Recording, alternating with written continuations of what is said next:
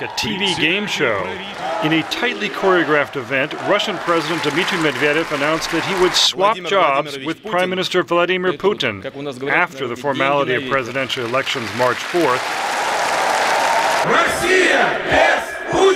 But 3 months and one controversial parliamentary election later, about 100,000 people came out in Moscow to demonstrate for real democracy. What snapped in Russia? Alexei Vladimirov drove 150 kilometers from Tver to join the December 24 protest. We never had fair elections in Russia. It's time to be done with that so that finally our country can have fair elections and real democracy. Svetlana Slepova says her white balloons symbolize the protesters' desire for peaceful reform. We live in this country and the people rule the country, the people rule the state, and the people elect their representatives in government. That's what's written in the Constitution. Stanislav Gerasimov, a 24-year-old computer programmer, speaks for Russia's new politically active middle class. What changed in the first place is that the people stopped being afraid. People realize that it's not their job to serve the government.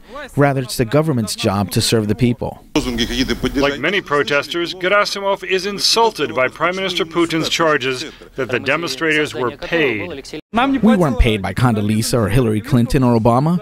We came out on our own to this protest for the first time to participate in this historic moment in our country's history. Russia went through 2 revolutions in the 20th century, the first to implant communism, the second to root it out.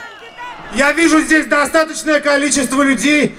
the protest, Alexei Navalny, the opposition's rising star, threatened to take a crowd and storm the Kremlin next time. But Gerasimov and his girlfriend want reform, not revolution.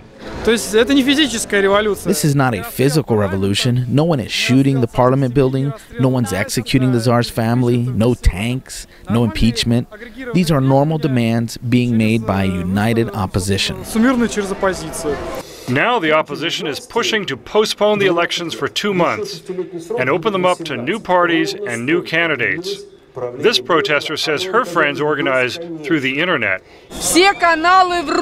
All the channels lie. The only place you can find the truth is on the internet.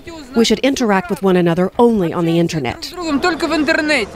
3 months ago, analysts referred to Russia's March 4 elections as Putin's coronation. Judging by the radically changed mood in Russia today, he may instead be fighting for his political life.